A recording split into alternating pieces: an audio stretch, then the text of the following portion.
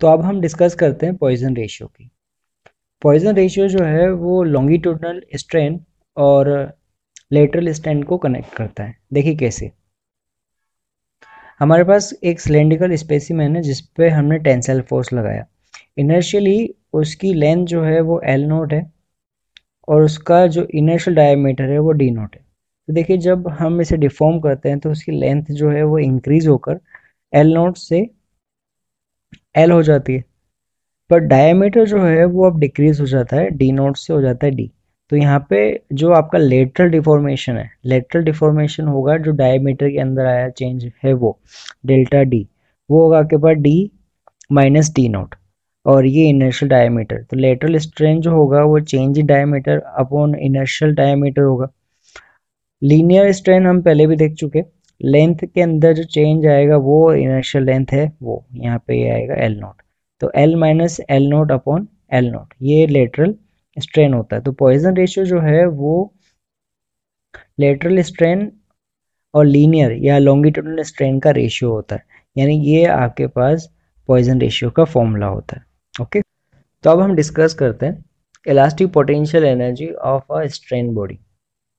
तो जब हम किसी ऑब्जेक्ट को डिफॉर्म करते हैं तो उसमें इंटरनल फोर्सेस जो होते हैं वो जनरेट होते हैं जो उसमें डिफॉर्मेशन को रजिस्ट करते हैं।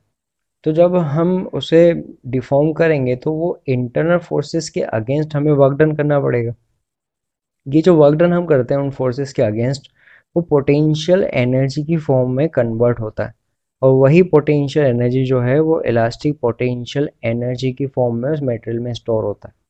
ओके, तो उसी को हम बोलेंगे इलास्टिक पोटेंशियल एनर्जी। तो अब इसके फॉर्मूले पे भी डिस्कस करते हैं। देखिए, अज्यूम कीजिए कि आपके पास कोई एक रोड है जिसकी लेंथ जो है वो एल है। ओके, जिसकी लेंथ है एल, और उस पर जो आप डिफॉर्मिंग फोर्स लगा रहे हैं वो एफ लगा रहे हैं। इसके लिए यंग मॉडुलस जो लिया हमने वाई, और इसका जो क्रॉस सेक्शन एरिया है वो ए है। तो अगर आप इसको डिफॉर्मेशन एक्स दोगे तो उस कंडीशन पर हमारे पास जो फोर्स की वैल्यू आएगी वो क्या होगी। तो देखिए फॉर्मूला हमारे पास होता है, फॉर्मूला है हमारे पास वाई एल अपॉन ए एक्स। तो यहाँ से हमारे पास फोर्स का रिलेशन आया वो है वाई ए एक्स अपॉन एल। ओके, तो अब हम बात कर रहे थे वर्क डन की। तो वर्क डन का हमें रिलेशन पता है, वर्क डन जो होता है वो होता है product of force and displacement. और अगर यहाँ पे बात करें इंटीग्रेशन फॉर्म में तो वो यहाँ से हो जाएगा जीरो से डेल्टा एल। डेल्टा एल वो टोटल डिफॉर्मेशन है जो हमें रिक्वायर्ड है, यहाँ पे फोर्स एफ और ये डी एक्स। ओके, तो यहाँ पे हमने फोर्स की वैल्यू रख दी है। तो फोर्स वाई ए एक्स एल, इसके अंदर वाई ए अपॉन एल जो है वो कांस्टेंट है। ओके, तो ये कांस्टेंट वैल्यू हमने बाहर निकाली। एक्स डी एक्स का इंटीग्रेशन, एक्स डी एक्स का इंटीग्रेशन मतलब एक्स का जो इंटीग्रेशन होगा वो होगा एक्स स्क्वायर बाई टू, जिसमें हम लिमिट रखेंगे जीरो से डेल्टा एल। तो हमें रिलेशन मिल जाएगा यहाँ पे Y A delta L square upon two L. Okay, तो ये हमारे पास फॉर्मूला है। अब देखिए इस फॉर्मूले को हम दूसरे फॉर्म के अंदर रीअरेंज भी करते हैं। तो देखिए जैसे यहाँ पर हमने जो किया है, हमने इसको रीअरेंज कैसे किया, हाफ अलग Y delta L upon L इसको अलग लिया, डेल्टा एल अपॉन एल इसको लिया, और ए एल। देखिए यहाँ पे Y delta L upon L जो है ये आपके पास स्ट्रेस के बराबर है, डेल्टा एल अपॉन एल जो है वो स्ट्रेन के बराबर है, और ए एल जो है, देखिए क्रॉस सेक्शन एरिया ए और लेंथ एल है, तो यहाँ पे इसका ए एल जो है वो वॉल्यूम है। ओके, तो देखिए, तो यहाँ पे हमारे पास नया फॉर्म मिला वो है half stress into strain into volume. देखिए इसको दूसरे फॉर्म में भी हम देख सकते हैं। अगर हम इसको डिफॉर्मिंग फोर्स और एक्सटेंशन की फॉर्म में देखना चाहे तो हमने डिफॉर्मिंग फोर्स पढ़ा है, वो ये होता है Y A delta L upon L, ये टोटल डिफॉर्मेशन की फॉर्म में हमारे पास फोर्स का फॉर्मूला हो गया, और डेल्टा एल जो है वो एक्सटेंशन है। तो हमारे पास एक जो इम्पोर्टेंट फॉर्मूला मिला वो ये मिला। ओके, यानी अगर आप फोर्स एफ लगाते हो और जो एक्सटेंशन डेल्टा एल करते हो तो फोर्स एक्सटेंशन अपॉन टू, मतलब ये आपके पास इलास्टिक पोटेंशियल एनर्जी की बराबर होगा। अब इन्हीं फॉर्मूले को हम पर यूनिट वॉल्यूम देखते हैं। तो यहाँ पे दोनों तरफ वॉल्यूम का डिवाइड किया तो हमें मिला half a delta L by L into delta L by L. Okay, Y delta L by L जो है वो हमारे पास स्ट्रेस है, ये स्ट्रेस। ओके, और डेल्टा एल अपॉन एल जो है वो स्ट्रेन है। तो हमारे पास एक और फॉर्मूला मिल गया पर यूनिट वॉल्यूम के लिए, वो होगा आपके पास half stress into strain. Okay, और एक ये फॉर्मूला और है जहाँ पे हम यंग मॉडुलस और स्ट्रेन की फॉर्म में देखेंगे। तो देखिए ये फॉर्मूले जो है वो अकॉर्डिंग टू क्वेश्चन यूज होंगे। अगर आपको किसी क्वेश्चन में बोला हुआ है कि फोर्स दिया हुआ है और एक्सटेंशन दिया हुआ है तो हम ये वाला फॉर्मूला यूज करेंगे। अगर फॉर्मूले में आपको सिर्फ स्ट्रेन दिया हुआ है तो इस कंडीशन पे हम ये वाला फॉर्मूला यूज करेंगे, और स्ट्रेस और स्ट्रेन दिया हुआ और यंग मॉडुलस नहीं दिया हुआ तो हम ये वाला फॉर्मूला यूज करेंगे। तो अकॉर्डिंग टू क्वेश्चन जो है वो फॉर्मूले को हम यहाँ पर यूज करेंगे। ओके, तो अब इलास्टिक पोटेंशियल एनर्जी बेस्ड एक क्वेश्चन देखते हैं। देखिए क्वेश्चन में हमें मेंशन किया हुआ है spring is stretched by 3 centimeter when a load of 5.4 into 10 power 6 dyne is suspended from it। Work done जो होगा वो पूछा हुआ है। तो देखिए क्वेश्चन में हमें डिफॉर्मेशन दिया हुआ है डेल्टा एल, वो है हमारे पास 3 सेंटीमीटर, और जो हमने फोर्स लगाया है वो हमारे पास है 5.4 इंटू 10 पावर 6 डाइन। ओके, तो यहाँ पे जो वर्क डन का फॉर्मूला हम यूज कर सकते हैं वो आपके पास आएगा 1/2 फोर्स इंटू डिफॉर्मेशन। ओके, तो यहाँ पे वैल्यू रख देते हैं। देखिए 1/2 फोर्स हमें गिवन है 5.4 इंटू 10 पावर 6 इंटू 3।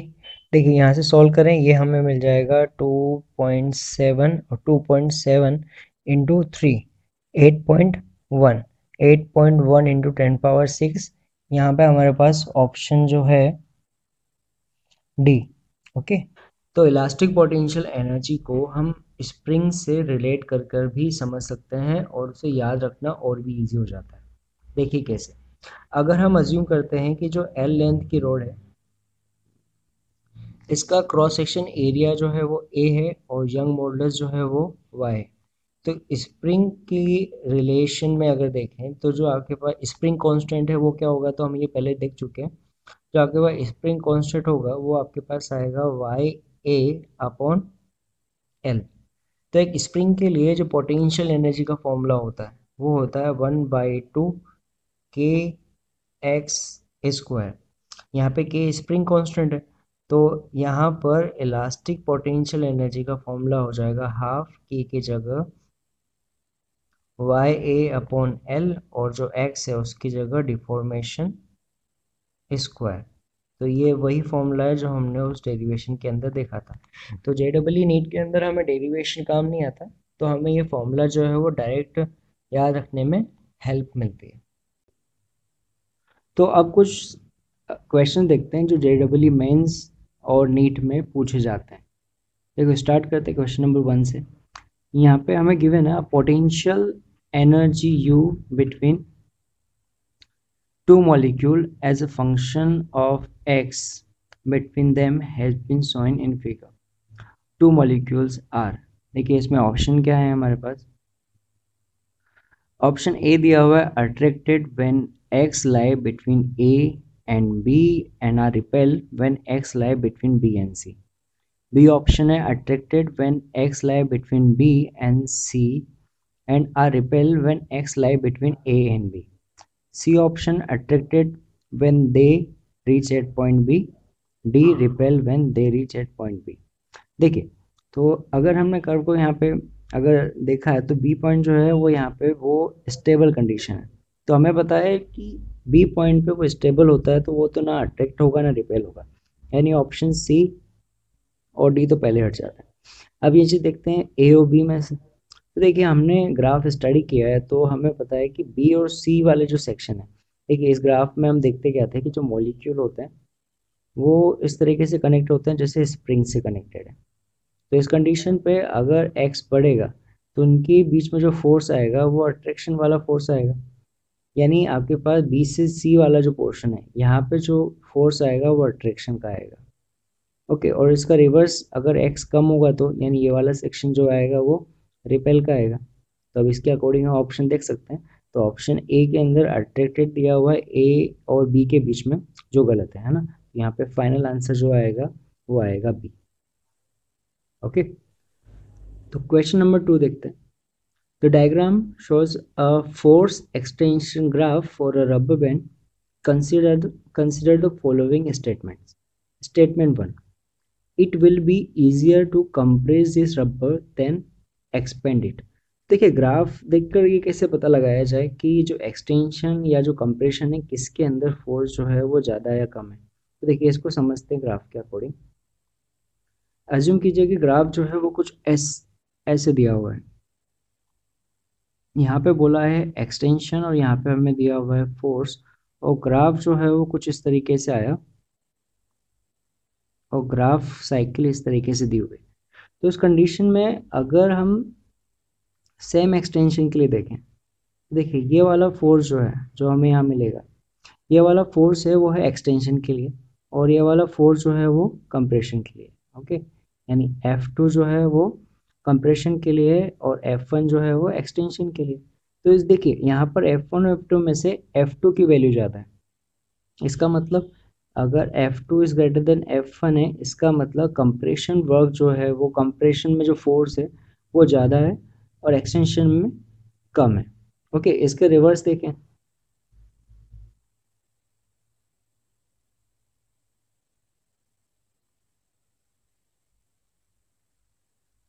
यहाँ x, यहाँ फोर्स, और ग्राफ जो है वो कुछ इस तरीके से दिया हुआ है, जिसमें साइकिल जो है वो अब इस तरीके से दी हुई है। ओके, तो इस कंडीशन में पॉसिबल है, ये देखिए ये एक्सटेंशन, इस एक्सटेंशन और इस एक्सटेंशन में जो फोर्स है, ये यहाँ पे आपके पास फोर्स,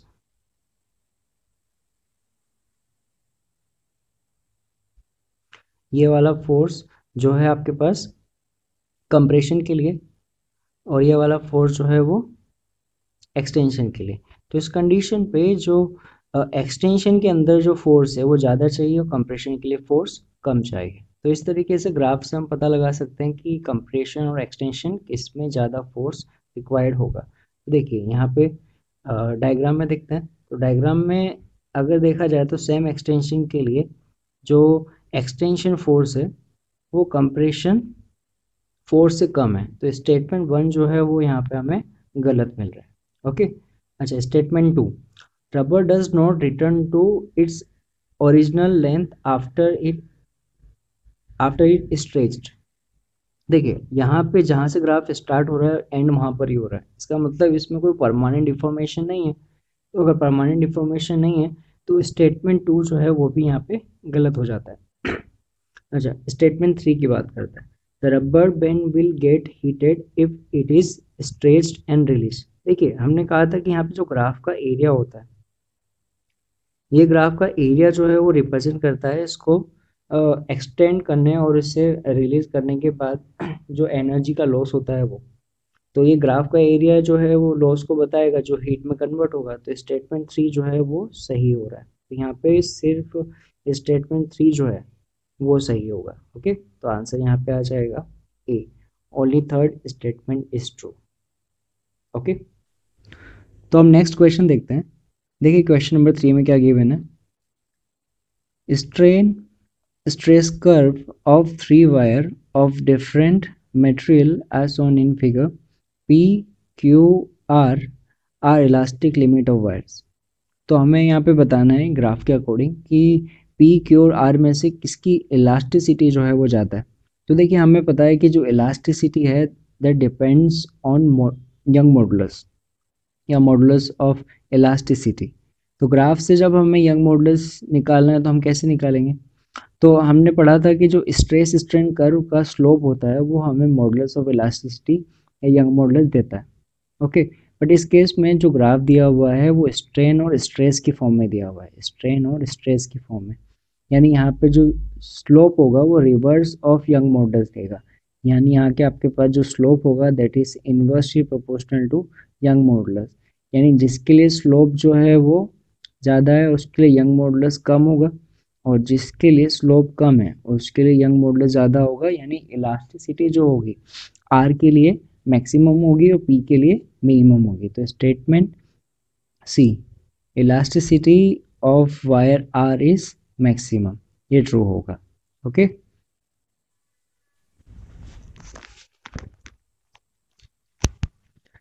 तो नेक्स्ट क्वेश्चन देखते हैं यहाँ पे, question number 4। Pendulum made of uniform wire of cross section area A has time rate T. When additional mass of M is added to both, the time rate changes to Tm. The Young modulus of material of wire is Y, then 1 of Y is equal to, तो 1 upon Y की value निकालनी है, G जो है वो gravitational acceleration है। ये 2015 में पूछा हुआ क्वेश्चन है। तो देखिए इसे कैसे सॉल्व करना है। देखिए हमें पता है एक पेंडुलम के लिए जो टाइम पीरियड का फॉर्मूला होता है वो होता है T is equal to 2 pi root L by ji.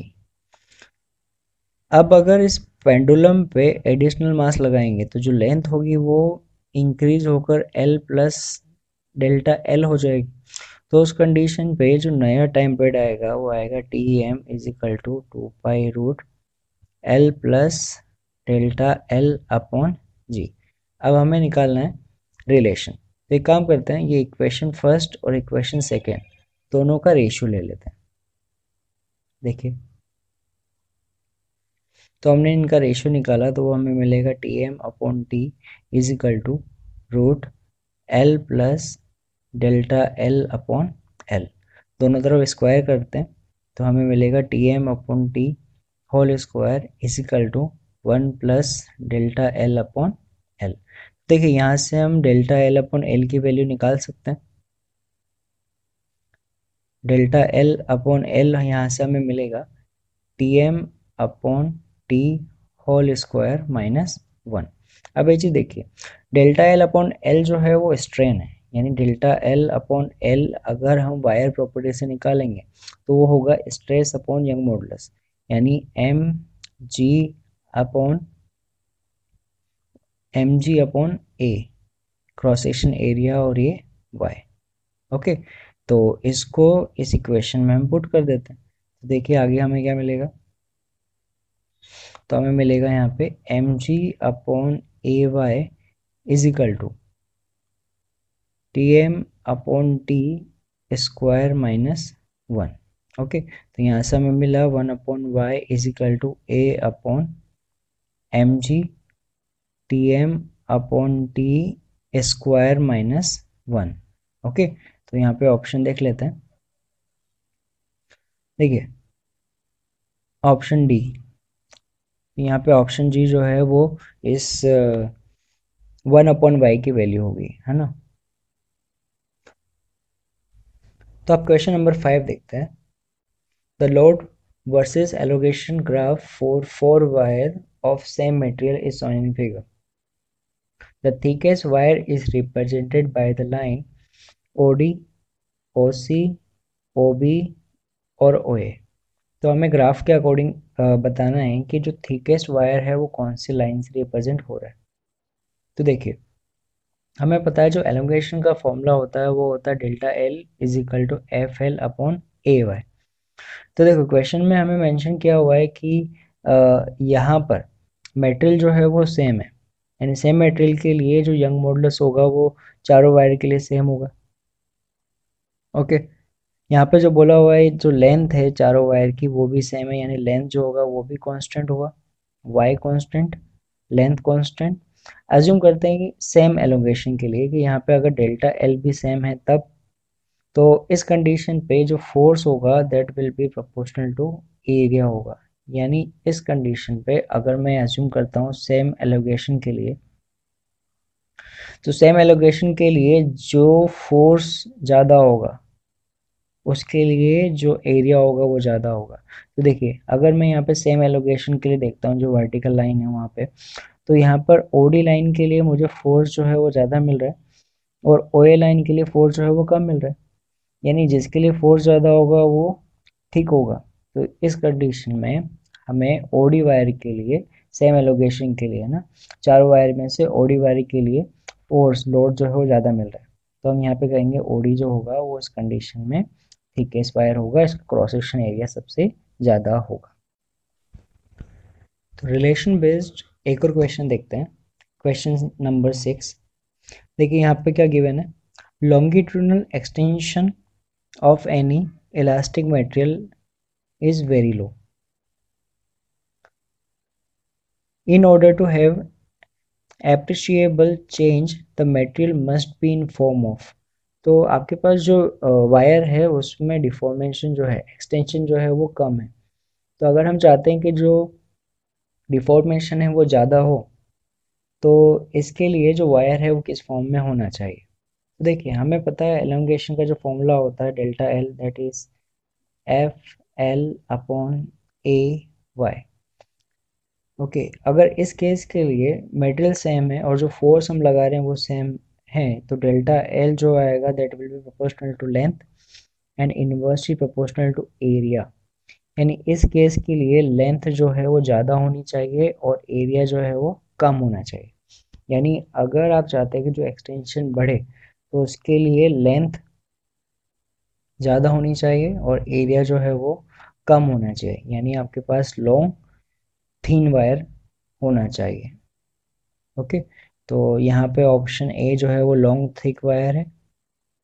Short के तो दोनों ऑप्शन गलत, यानी एक ऑप्शन जो सही है वो है option C, long thin wire. अगर हमें एक्सटेंशन बढ़ाना है तो लॉन्ग थिन वायर लेना पड़ेगा। ओके, नेक्स्ट हम देखते हैं क्वेश्चन नंबर 7। देखिए यहाँ पे क्या गिवन है data, to wires of same material.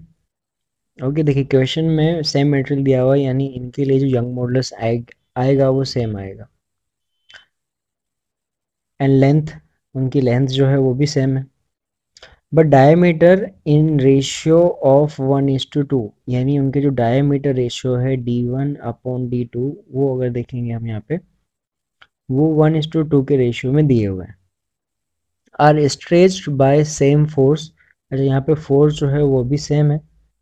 The potential energy per unit volume for the two wires when stretched will be in the ratio. तो पोटेंशियल एनर्जी जो इसमें स्टोर है पर यूनिट वॉल्यूम, हमें उसका रेशियो निकालना है।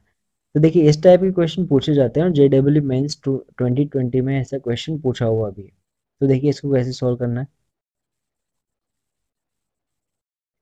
देखिए जो elastic potential energy per unit volume होती है उसके लिए हमने फॉर्मूला पढ़ा, वो होता है 1/2 stress into strain. Okay, stress into strain. अब देखिए यहाँ पे स्ट्रेस जो है उससे हम लिख सकते हैं फोर्स अपॉन एरिया, और जो स्ट्रेन है, देखिए स्ट्रेन को स्ट्रेस और यंग मॉडुलस की फॉर्म में लिखते हैं, तो हमें यहाँ से मिलेगा फोर्स अपॉन एरिया और यंग मॉडुलस जो आएगा वो वाई। ठीक है, तो अब देखिए यहाँ इस रिलेशन से देखिए, यहाँ पे फोर्स जो है वो दोनों कंडीशन में सेम है, वाई जो है वो कांस्टेंट है, यानी जो हम potential energy per unit volume की बात कर रहे हैं that is proportional to 1 upon area square, या फिर बोल सकते हैं डायमीटर के फॉर्म में तो 1 अपॉन डायमीटर की पावर 4। तो देखिए यहाँ से हमें मिलेगा कि पोटेंशियल एनर्जी का रेशियो बोला हुआ U1/U2, वो हमें मिलेगा यहाँ से D2/D1 होल स्क्वायर, सॉरी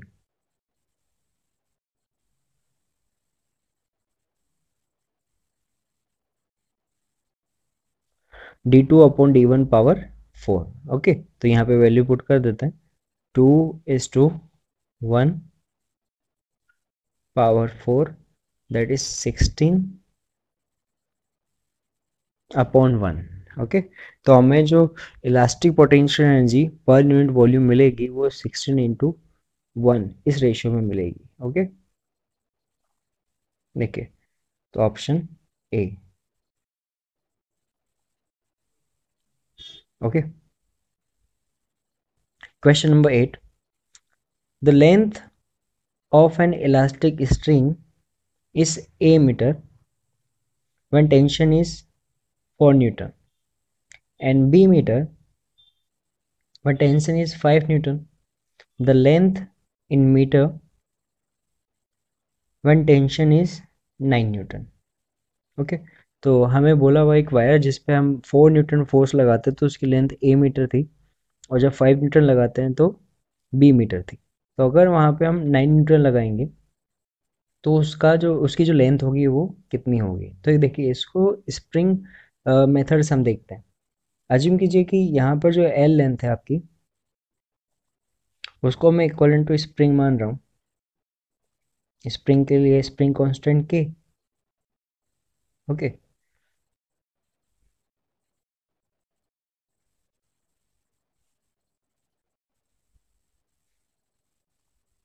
और इसके लिए लेंथ जो है वो एल नॉट।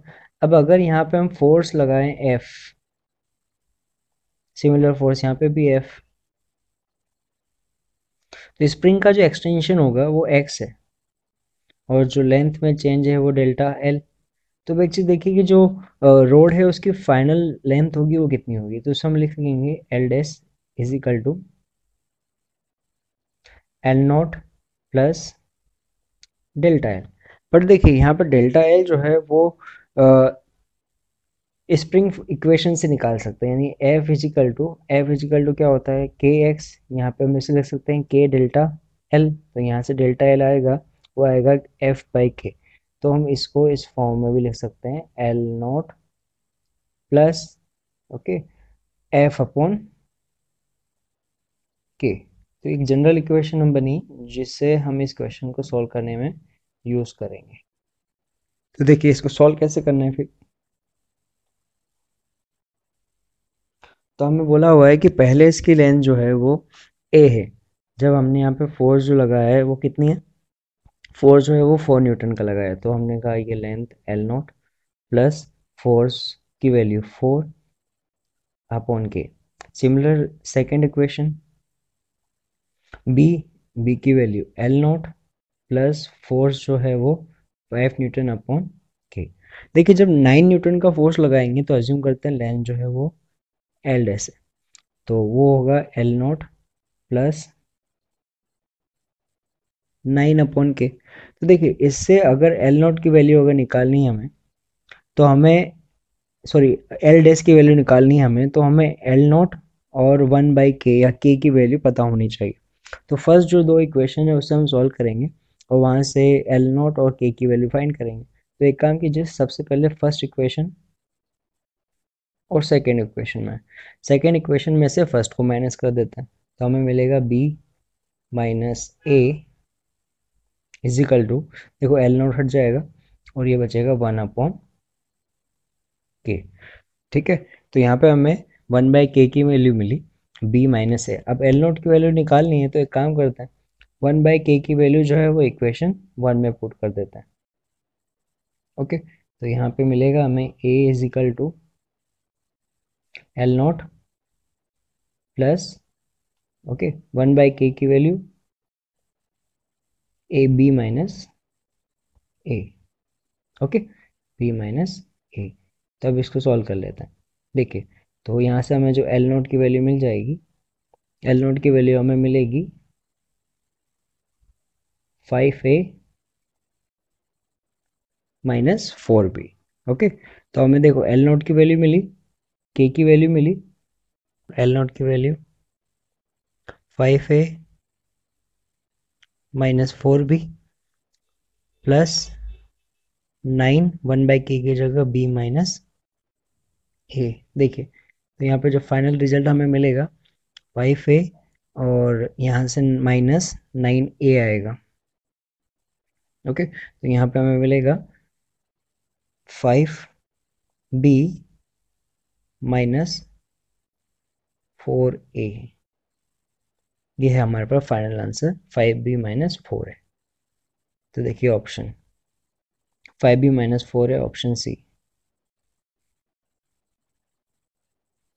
तो आपके पास फाइनल आंसर जो आएगा वो आएगा 5b माइनस 4a।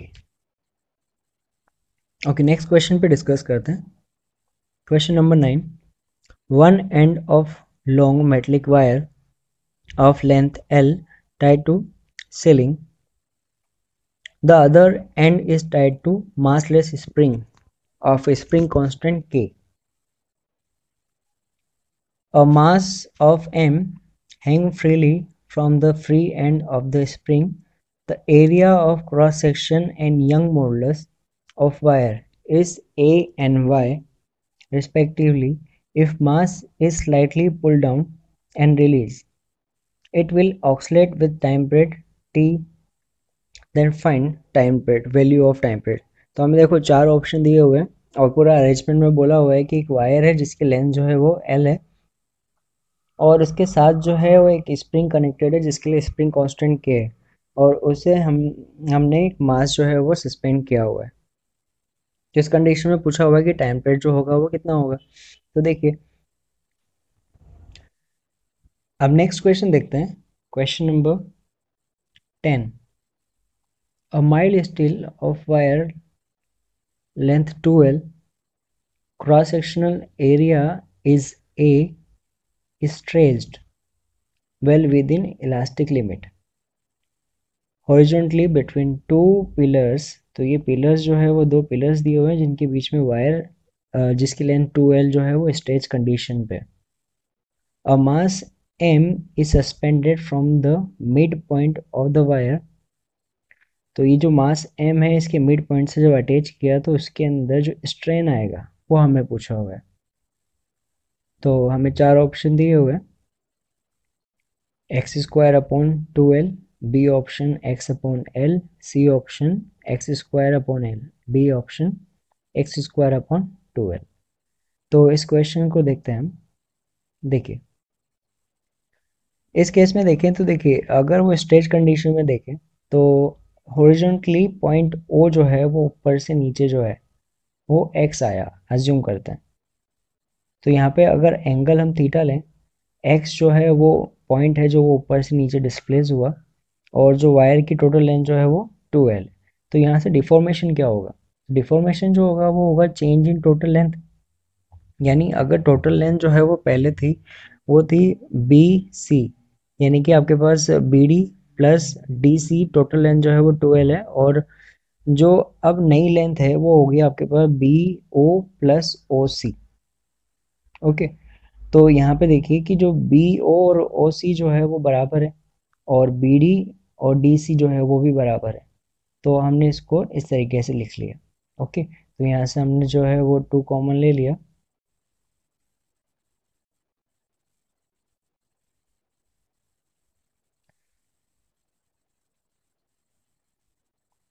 तो देखिए ये हमारे पास आया 2 into B O minus B D. अब देखिए डायग्राम से अगर देखें तो जो बी ओ है वो होगा root of X square plus L square. Okay, और जो यहाँ पर बी डी है वो होगा एल।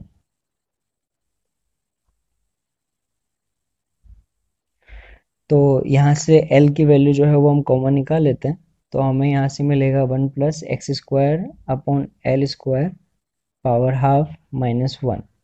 ओके, अब देखिए यहाँ पे अगर x की वैल्यू जो है वो l के कंपेरिजन में काफ़ी कम है तो हम बाइनोमियल थ्योरम लगा सकते हैं।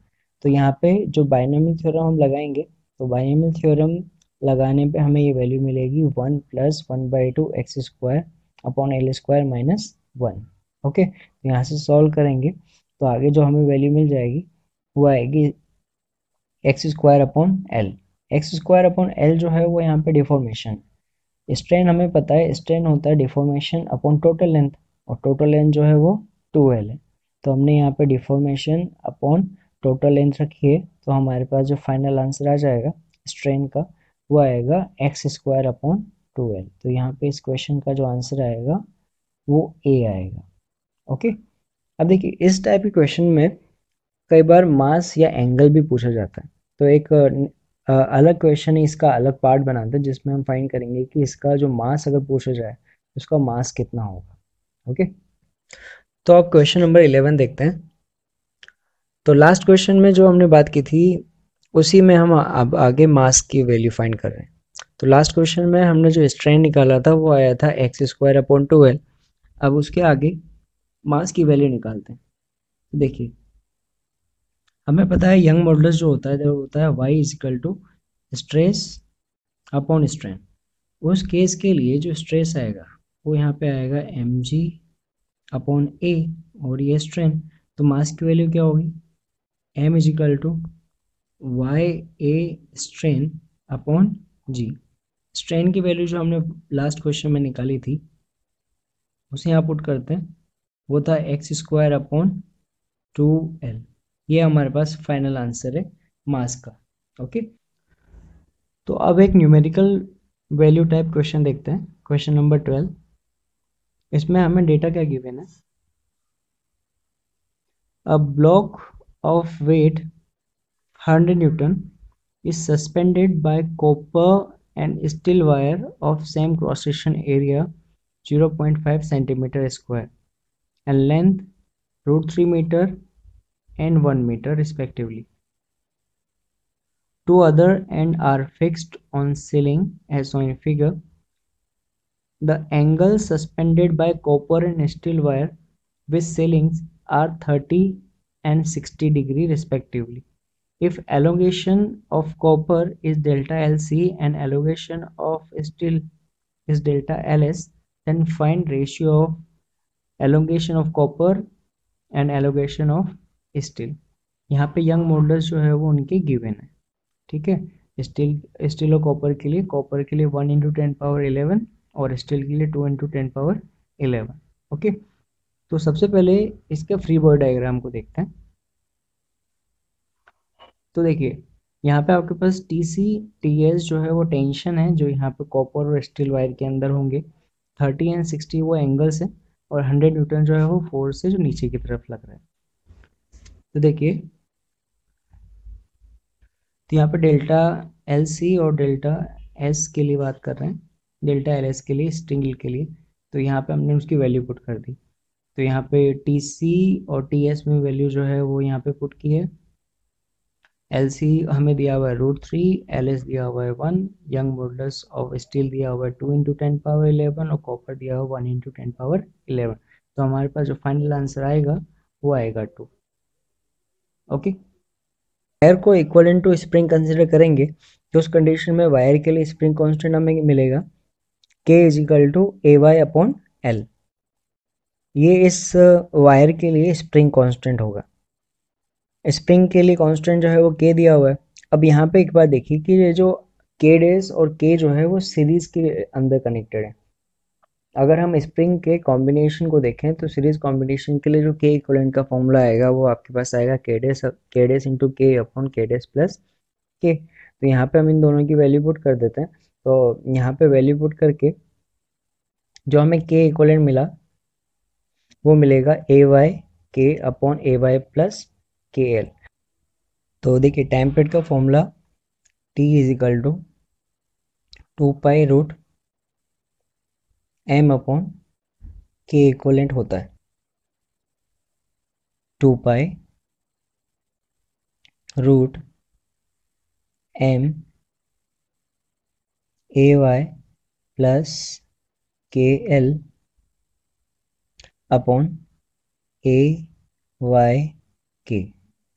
ओके, तो यहाँ से हमारे पास जो टाइम पीरियड है उसकी वैल्यू आ गई।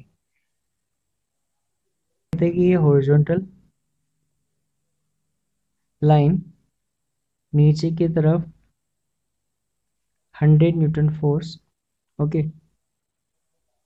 ये यहाँ पर टीसी और यहाँ पर टीएस। ओके, तो अगर ये एंगल जो है वो 30 है तो इसका एक कंपोनेंट इस डायरेक्शन में आएगा, वो होगा टी सी